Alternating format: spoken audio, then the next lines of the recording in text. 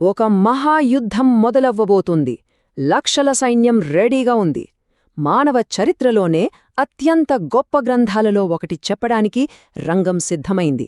కాని ఆ జ్ఞానం బయటకు రావడానికి ముందు ఒక పెద్ద సంక్షోధం జరిగింది. ఒక వీరుడు కుప్పకూలిపోయాడు.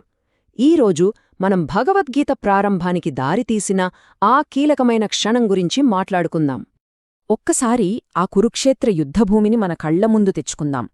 గాలిలో కూడా ఒక రకమైన టెన్షన్. రెండు వైపులా బంధువులు, స్నేహితులు ఒకరితో ఒకరు పోరాడటానికి సిద్ధంగా ఉన్నారు. మరి ఇంత పెద్ద సైన్యం మధ్యలో ఒకే ఒక్క రథం. అందులో మన కథానాయకులు పాండవవీరుడు అర్జునుడు, ఆయన సారథి శ్రీకృష్ణుడు. యుద్ధం మొదలవ్వడానికి ఇంక కొన్ని క్షణాలే ఉంది. సరిగ్గా అప్పుడు అర్జునుడు తన జీవితంలోనే అత్యంత కఠినమైన నిర్ణయం తీసుకోవాల్సిన పరిస్థితి వచ్చింది. అర్జునుడి సంక్షోభాన్ని పూర్తిగా అర్థం చేసుకోవాలంటే ముందు మనం అర్జునుడి ఎవరో తెలుసుకోవాలి. ఆయనంటే ఎవరో అనుకున్నారు? కేవలం ఒక సైనికుడు మాత్రమే కాదు, తన కాలంలో అత్యంత గొప్ప, అసమానమైన యోధుడు. ఆయన బలానికి, నైపుణ్యానికి సాటిలేరు. అర్జునుడి పవర్కి సింబల్ ఏంటంటే అతని ఆయుధం గాండీవం. ఇదేదో మామూలు ధనుస్సు కాదు, సాక్షాత్తు సృష్టికర్త బ్రహ్మదేవుడే దీని తయారుచేశాడు. అసలు అర్జునుడి బాధ ఎంత తీవ్రంగా ఉందో అర్థం కావాలంటే అతను వదిలేయడానికి సిద్ధపడిన ఈ శక్తి గురించి మనం తెలుసుకోవాలి. దీని పవర్ ఏ రేంజ్లో ఉంటుందో చూడండి. ఇది మనుషులు తయారుచేసింది కాదు, దీన్ని సృష్టించిందే బ్రహ్మదేవుడు. దాన్ని నాశనం చేయడం అసాధ్యం. ఒక్క గాండీవం చేతిలో ఉంటే 1,00,000 ధనుసుల బలమున్నట్టు. ఇంకా చెప్పాలంటే బాణాలు ఎప్పటికీ అయిపోవు. దేవతలు కూడా దాన్ని పూజించారు. అంటే అర్జునుడు కేవలం స్కిల్లున్నవాడే కాదు, దేవుడిచ్చిన అస్త్రశస్త్రాలున్న అజేయుడు. అందుకే అతను కుప్పకూలిపోవడం అందరికీ అంత పెద్ద షాక్. ఎంత పవర్ఫుల్ యోధుడు, ఎంత నమ్మకంతో ఉన్న వీరుడు ఒక్కసారిగా కుప్పకూలిపోయాడు. ఎప్పుడు? ఎలా?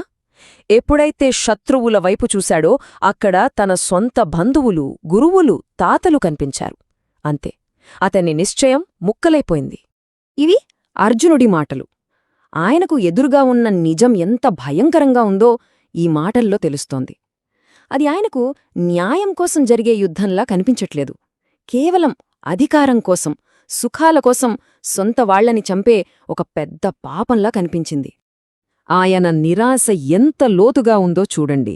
ఈ హింసలో నేను పాల్గొనడం కంటే వాళ్లు నన్ను నిరాయుధుడిగా చంపేసినా పర్లేదు అంటున్నాడు. ఇది కేవలం యుద్ధం మీద విరక్తి కాదు, ఇది పూర్తి నిస్సహాయత, తన కర్తవ్యం మీద నమ్మకాన్ని పూర్తిగా కోల్పోవడం. లోపల జరుగుతున్న ఈ సంఘర్షణ కేవలం మాటలతో ఆగలేదు, అది బయటకు కూడా వచ్చింది. ఆ మొదటి అధ్యాయంలోనే అత్యంత డ్రమాటిక్ సీన్ అదే. భగవద్గీత మొదటి అధ్యాయం 47వ శ్లోకంలో ఈ సీనుంటుంది. ఒకసారి ఊహించుకోండి, ప్రపంచంలోనే గొప్ప విలుకాడు, దివ్య గాండీవాన్ని ధరించినవాడు, తన ఆయుధాలని కింద పడేశాడు. ఆ ఒక్క చర్య ఎంత షాకింగ్గా ఉంటుందో ఆలోచించండి. అదొక యోధుడు తన కర్తవ్యాన్ని పూర్తిగా వదిలేయడం లాంటిది. అసలు ప్రశ్న ఇదే, ప్రపంచంలోనే అంత గొప్ప యోధుడు ఎందుకిలా కుప్పకూలిపోయాడు? ఈ యొక్క ప్రశ్నకు సమాధానం చెప్పడానికే మొత్తం భగవద్గీత పుట్టింది.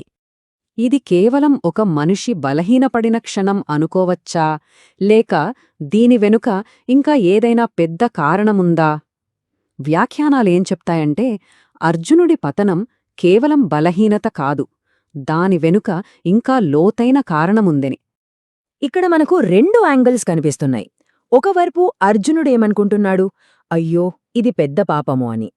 కాని వ్యాఖ్యానాలేం చెప్తున్నాయంటే ఇది పాపం కాదు, బంధాల మీద ఉన్న ప్రేమ వల్ల తన డ్యూటీని మర్చిపోతున్నాడు అని. అంటే తన వాళ్లమీద ఉన్న ప్రేమతో తన క్షత్రియ ధర్మాన్ని పక్కన పెట్టేస్తున్నాడు. ఈ విషయం మనల్ని ఇంకా కన్ఫ్యూజ్ చేస్తుంది. ఎందుకంటే అర్జునుడెవరో మామూలు వ్యక్తి కాదు కదా, ఆయన సాక్షాత్తూ దేవతల రాజైన ఇంద్రుడు కొడుకు. అంతేకాదు, గత జన్మలో ఆయన నరుడు అనే ఒక పరిపూర్ణ ఆత్మ. మరి అలాంటి వ్యక్తికి ఇంత కన్ఫ్యూజన్ రావడం దాదాపు అసాధ్యంలా అనిపిస్తోంది. అండ్ ఇక్కడే మనకు అసలు విషయం తెలుస్తోంది. ఈ సంక్షోభం యాదృచ్ఛికంగా జరగలేదు. ఇది శ్రీకృష్ణుడి ప్లాన్లో ఒక భాగం. ఒక గొప్ప ప్రయోజనం కోసం కావాలనే అర్జునుడిని కన్ఫ్యూజ్ చేసి శ్రీకృష్ణుడు ఈ అవకాశాన్ని సృష్టించాడు. కాని ఎందుకు? శ్రీకృష్ణుడు తనంతటి భక్తుడిని అంత బాధకు గురిచేయడం దేనికి?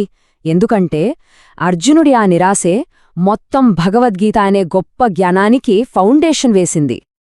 అర్జునుడి వ్యక్తిగత సమస్య మొత్తం మానవాళికి ఉపయోగపడే ఒక పాఠం కోసం వేదికగా మారింది.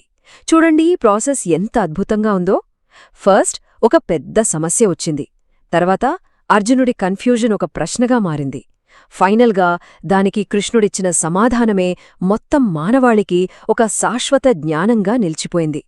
సింపుల్గా చెప్పాలంటే భగవద్గీత అనేది కేవలం ఫిలాసఫీ కాదు, అది ఒక మనిషి నిస్సహాయ స్థితిలో అడిగిన ఒక ప్రశ్నకు ఆ 700 శ్లోకాల రూపంలో వచ్చిన సమాధానం. అర్జునుడి కథ మనందరి కథే. మన జీవితంలో కూడా ఇలాంటి కురుక్షేత్రాలు ఎదురవుతాయి. మరి అలాంటి